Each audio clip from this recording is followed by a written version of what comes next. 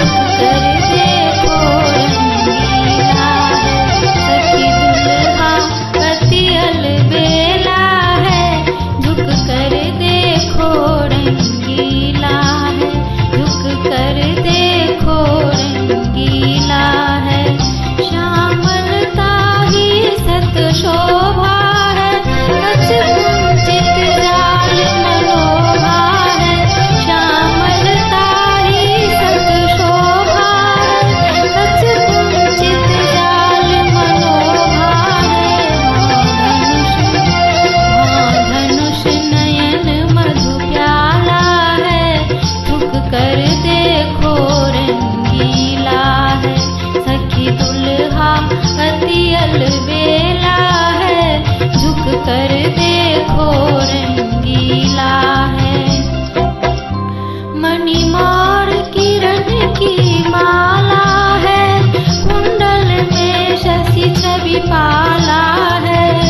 मणिमोर किरण की माला है, कुंडल में शशि छवि पाला है।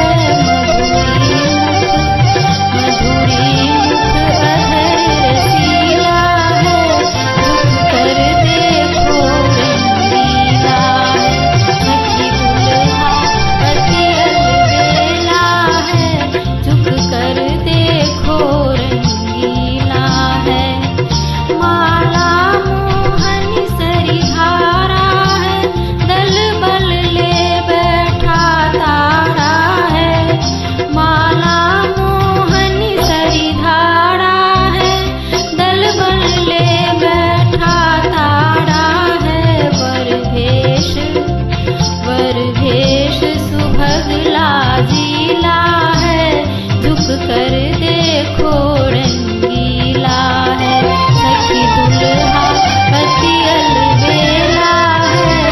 झुक कर देखो रंगीला है। योगी दुल्हा को अंतर रख, भावुक मन से अमृत रस चख। योगी दुल्हा को अंतर रख, भावुक मन से अमृत रस चख। यह समय बड़ा अलबेला है, झुक कर देखो रंगीला है। यह समय बड़ा अलबेला है, झुक कर देखो रंगीला है। सखी दुल्हा अति अलबेला है, झुक कर देखो रंगीला।